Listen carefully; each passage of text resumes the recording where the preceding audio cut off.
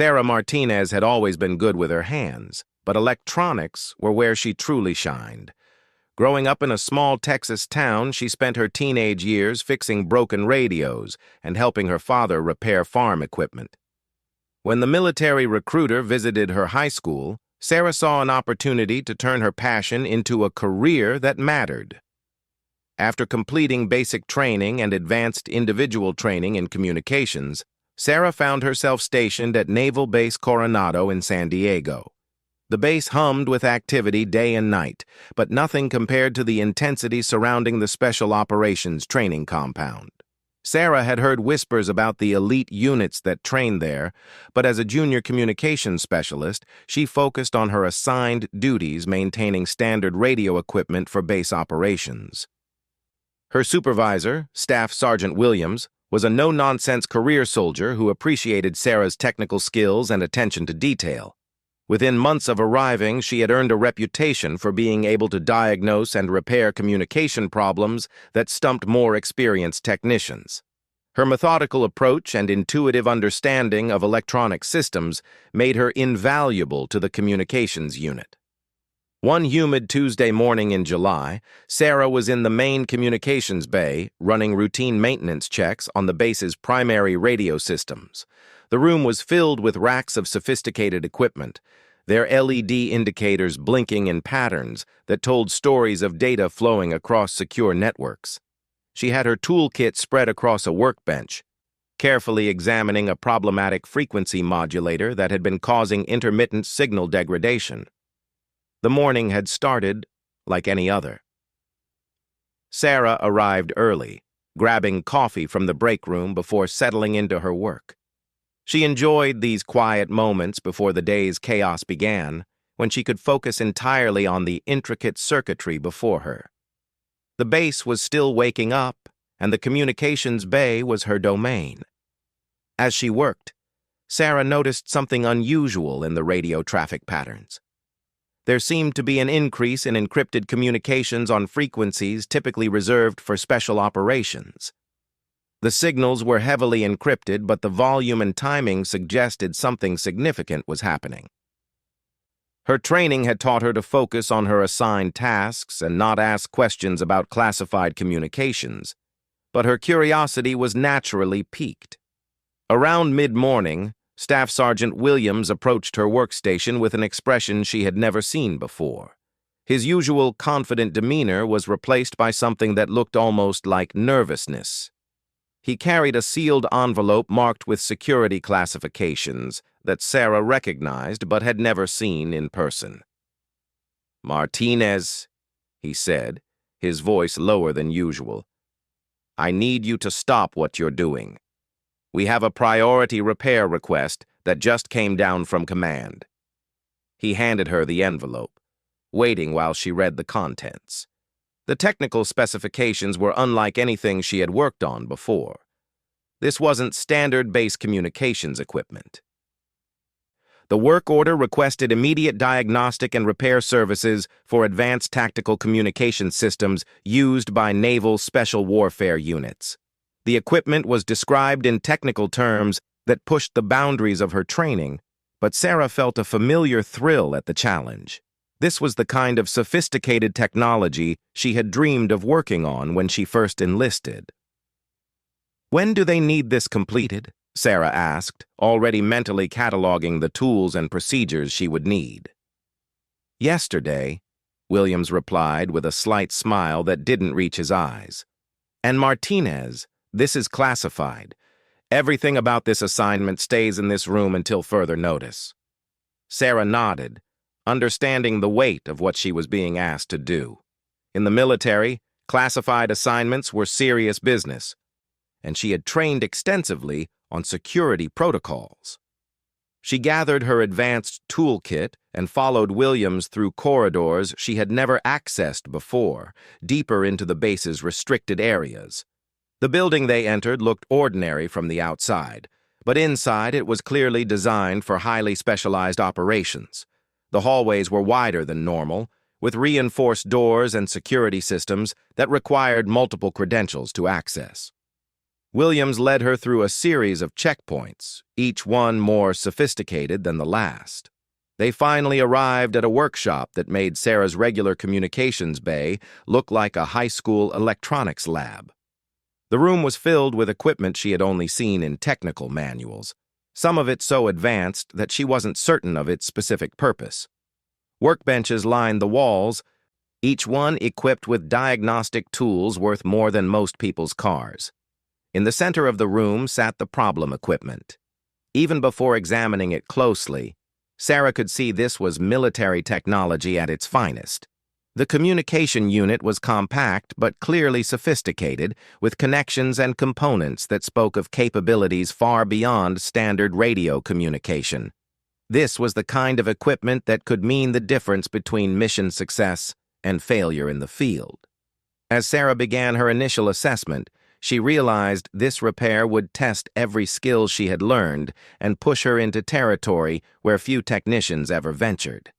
The equipment showed signs of exposure to harsh environmental conditions, and the damage patterns suggested it had been used in situations where reliability was literally a matter of life and death. She spent the next several hours carefully documenting the equipment's condition and developing a repair strategy. The work required patience and precision, as one wrong move could permanently damage systems that would be impossible to replace quickly. As she worked, Sarah couldn't help but wonder about the operators who depended on this equipment and what situations had led to its current state. The technical challenges were immense, but Sarah found herself energized by the complexity of the work. This was why she had joined the military, to use her skills in service of something larger than herself. Each circuit she traced and each component she tested brought her deeper into a world where technical excellence wasn't just professional pride, but operational necessity. As the day progressed, other technicians occasionally passed through the workshop, but none stopped to observe her work or ask questions. The atmosphere was professional but tense, as if everyone understood that important operations hung in the balance. Sarah maintained her focus on the equipment, knowing that her attention to detail could impact missions she would never hear about. By late afternoon, Sarah had made significant progress on the repairs, but she knew the most challenging work still lay ahead. The damaged components would require precise replacement and recalibration, work that would demand all of her technical expertise and more. As she prepared to continue the next morning, she carefully secured all equipment and documentation according to the security protocols she had been briefed on. Walking back to her quarters that evening, Sarah reflected on the day's events. She had always known that her work supported important military operations, but today had given her a glimpse into worlds where her technical skills directly impacted the safety and success of the military's most elite operators. The responsibility was both thrilling and sobering. That night, as she lay in her bunk, Sarah found herself thinking about the equipment waiting for her in the workshop. Tomorrow would bring new challenges and the opportunity to prove herself on work that truly mattered. She had entered the military hoping to serve something greater than herself, and now she was being given that opportunity in ways she had never imagined. Sarah arrived at the workshop before dawn, her mind already focused on the technical challenges ahead. The security guard at the checkpoint recognized her now, nodding as she presented her credentials. Inside the workshop, the sophisticated equipment waited exactly as she had left it, each component tagged and documented according to her systematic approach. The morning light filtering through the small windows cast long shadows across the workbenches as Sarah began her most delicate work yet. The communication unit's central processor had sustained damage that required micro-soldering techniques she had practiced but never performed on equipment this sophisticated. One mistake could render the entire system inoperable. As she worked under a high-powered magnifying lens, Sarah lost track of time. The precision required for each connection demanded complete concentration, and she found herself entering the focused state that all skilled technicians recognize. Her breathing slowed, her hands steadied, and the outside world faded away until only the circuitry before her mattered. Around midday, Staff Sergeant Williams appeared at her workstation with an expression of barely contained stress. "How are we looking, Martinez? I'm getting pressure from upstairs for a status update." Sarah looked up from her work, blinking as her eyes adjusted to the normal lighting. "The processor repairs are complete, Sergeant. I'm running diagnostics now, but the initial tests look promising. The real challenge will be the encrypted communication protocols. The damage affected the security modules, and those require specialized recalibration." Williams nodded, though Sarah could see he didn't fully grasp the technical complexity involved. "What's your timeline for completion?" "If the diagnostics confirm the processor repairs held, I should have everything operational by late afternoon. But Sergeant," Sarah paused, choosing her words carefully, "this equipment operates on security protocols I've never worked with before. I can restore functionality, but proper testing requires someone who understands the operational requirements." Before Williams could respond, the workshop door opened, and Sarah heard footsteps that carried a different cadence than the usual technician traffic. She glanced up to see a group of men entering the workshop, and immediately recognized that these weren't regular base personnel. The men moved with a controlled precision that spoke of extensive training and operational experience. Their uniforms were different from what Sarah was accustomed to seeing, with subdued insignia and equipment configured for purposes she could only guess at. These were clearly special operations personnel, the kind of operators who used equipment like what she had been repairing. Leading the group was an officer whose bearing immediately commanded attention. He was tall and lean, with the weathered appearance of someone who had seen extensive field operations. His uniform bore the rank insignia of a lieutenant, but something about his presence suggested authority that went beyond his official rank. This was clearly someone accustomed to making life-and-death decisions under pressure. As the group approached her workstation, Sarah felt a mixture of professional pride and nervousness. This was the moment when her technical work would meet operational reality. The equipment she had spent 2 days repairing would soon be in the hands of operators whose lives might depend on its reliability. "Specialist Martinez?" the lieutenant inquired, his voice carrying the calm confidence of someone accustomed to command situations. "Yes, sir," Sarah responded, standing and wiping her hands on a clean rag.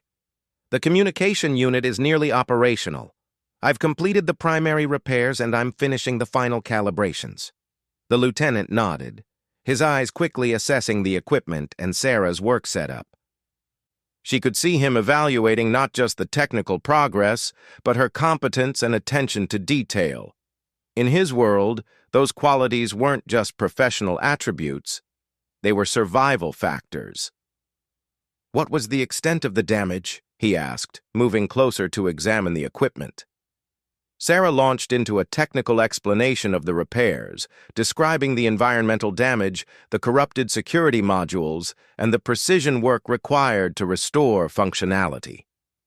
As she spoke, she could see the lieutenant processing the information, correlating her technical details with operational implications she couldn't fully understand. "The frequency modulators were completely corroded," Sarah continued, "probably from saltwater exposure. I've replaced them with upgraded components that should provide better environmental resistance.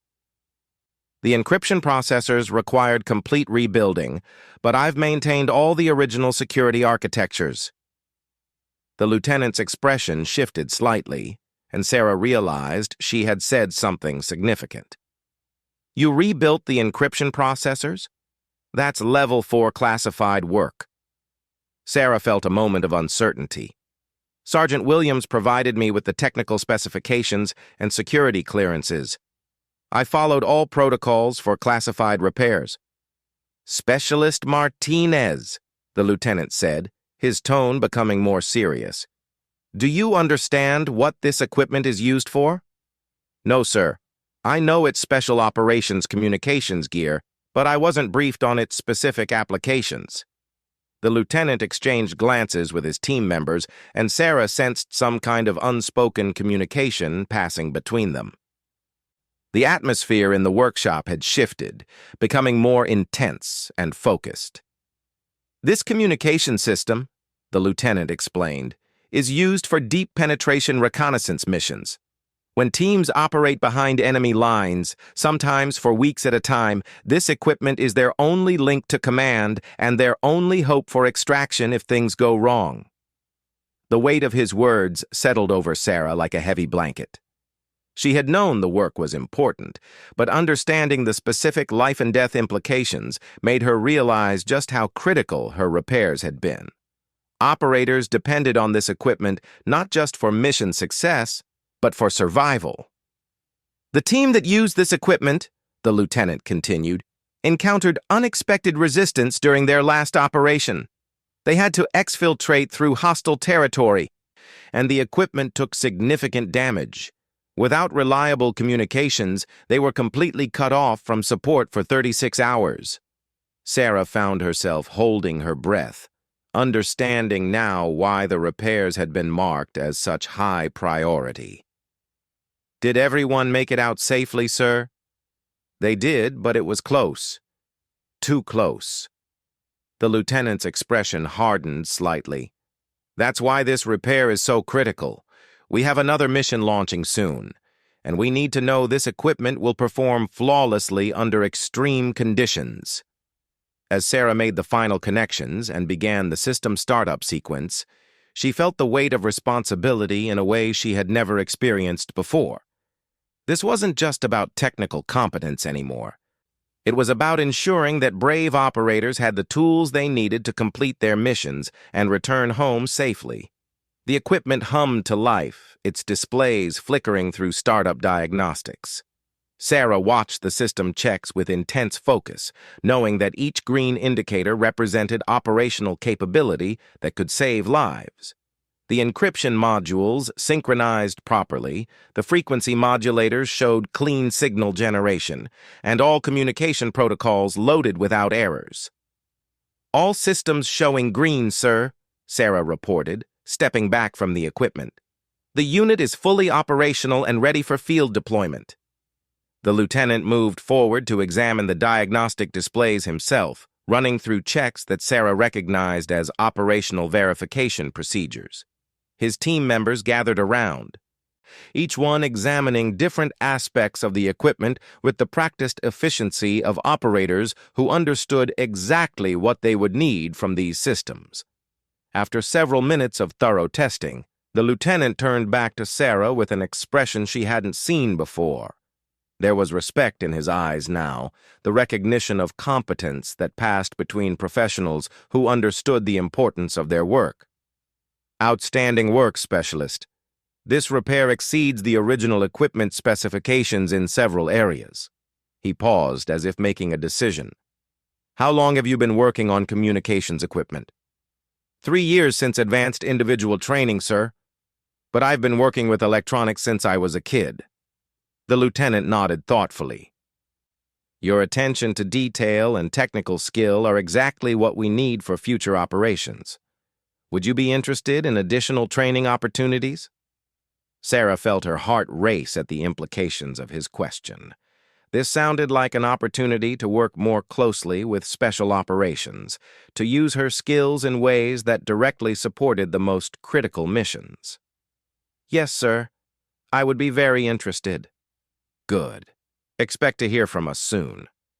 The lieutenant turned to his team, and Sarah could see them preparing to transport the equipment. "Specialist Martinez, this conversation and everything about this repair stays classified until further notice." "Understood, sir." As the team prepared to leave with the repaired equipment, Sarah felt a profound sense of accomplishment mixed with anticipation. She had proven herself capable of work at the highest levels of military technical operations, and doors were opening to opportunities she had never imagined possible. The young woman from rural Texas had found her place in the world of elite military operations, and her journey was just beginning. 3 weeks after the equipment repair, Sarah received orders that would change the trajectory of her military career. She was being temporarily assigned to a Joint Special Operations Communications Unit for advanced training and evaluation. The paperwork was brief and formal, but Staff Sergeant Williams's expression when he delivered it told her everything she needed to know about the significance of this opportunity. The new assignment took her to a facility she had never seen before, located in a restricted section of the base that required special clearance to access. The building was unremarkable from the outside, designed to blend into the surrounding structures, but inside it housed some of the most sophisticated communication technology in the military. Her new supervisor was Chief Petty Officer Rodriguez, a veteran communications specialist who had spent 15 years supporting special operations around the world. Rodriguez was known for her technical expertise and her ability to train personnel for the demanding requirements of special operations support. She had a reputation for being tough but fair and for expecting excellence from everyone under her command. "Martinez," Rodriguez said during their first meeting, "you've been brought here because you demonstrated exceptional technical skills and judgment under pressure. But special operations support is different from anything you've experienced before. The stakes are higher, the technology is more sophisticated, and the margin for error is zero." Sarah listened intently as Rodriguez outlined the training program ahead of her. She would be learning to maintain and operate communication systems that were decades ahead of anything she had worked with before. More importantly, she would be learning to work directly with special operations teams, understanding their unique requirements and the extreme conditions under which they operated. The first month of training was the most challenging period of Sarah's military career. She was introduced to communication technologies that pushed the boundaries of what she thought was possible: quantum encrypted communication systems, satellite networks with global coverage, and portable equipment that could maintain secure communications from anywhere on Earth. Each system required not just technical knowledge, but an understanding of how it would be used in operational environments. Rodriguez was a demanding instructor, but Sarah quickly understood why. Every skill they practiced, every procedure they memorized, could directly impact the success of missions and the safety of operators in the field. There was no room for approximation or good enough when lives were on the line. During the second month of training, Sarah began working with actual special operations teams during their pre-deployment exercises. This was where her technical knowledge met operational reality, and she learned to see her work through the eyes of the operators who would depend on it. Working with these teams taught Sarah lessons that no technical manual could provide. She learned to anticipate the kinds of damage that equipment might sustain in combat environments. She understood the importance of redundant systems and backup procedures. Most importantly, she learned to think like an operator, considering not just whether equipment worked, but how it would perform under the worst possible conditions. The teams she worked with came from different branches of the military, but they all shared certain characteristics.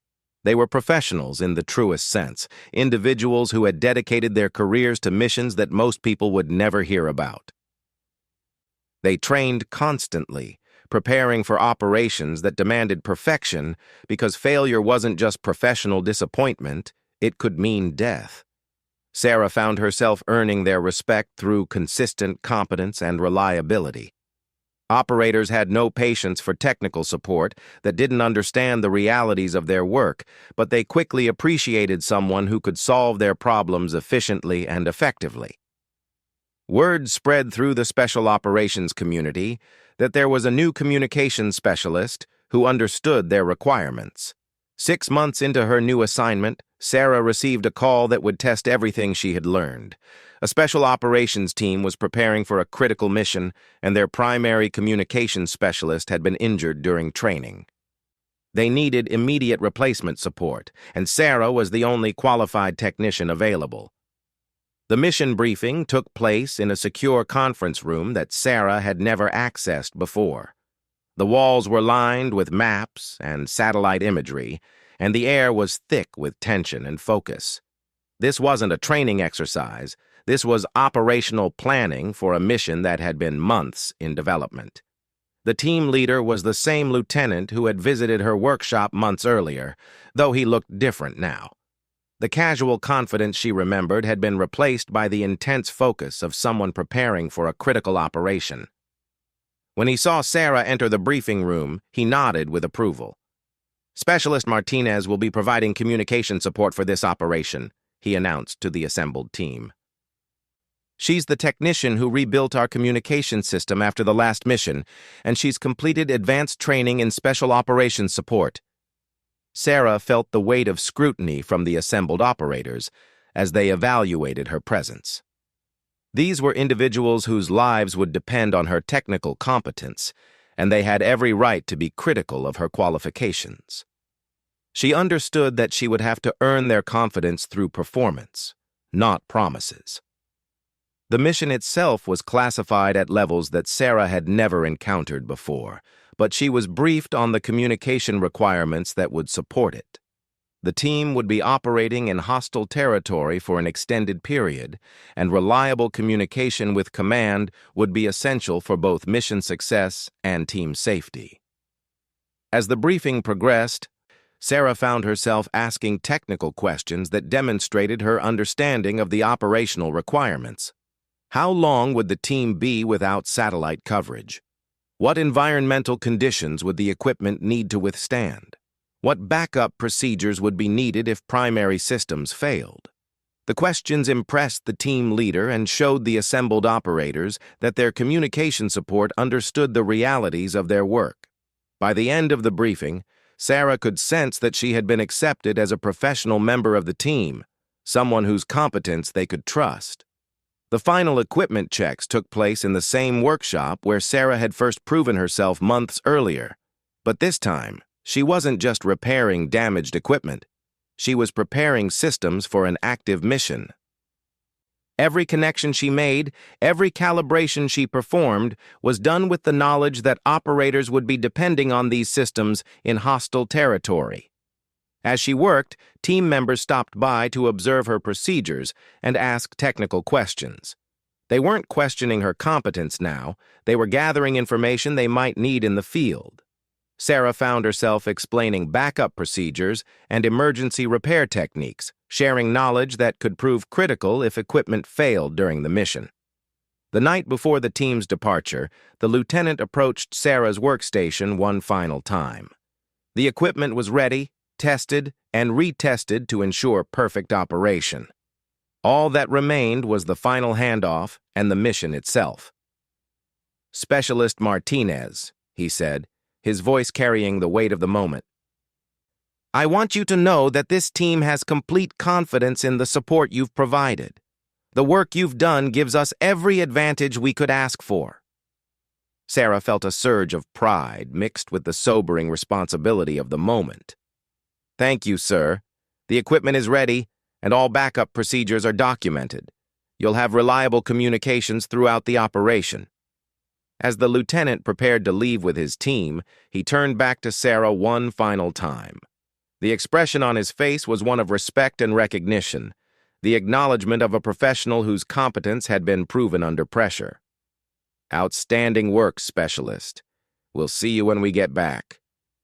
The workshop fell silent after the team departed, leaving Sarah alone with the knowledge that her technical skills were now directly supporting a critical military operation. She had come a long way from the small Texas town where she first learned to work with electronics, and she had found her place in the world of military special operations. Standing in the empty workshop, Sarah reflected on the journey that had brought her to this moment. She had proven herself capable of work at the highest levels of military operations, earning the respect and confidence of the most elite operators in the military. The young communications specialist had become an integral part of operations that protected national security and saved lives. As she secured the workshop for the night, Sarah knew that this mission was just the beginning. She had found her calling in supporting special operations, using her technical skills to enable missions that others could only imagine. The responsibility was immense, but so was the satisfaction of knowing that her work made a real difference in the world.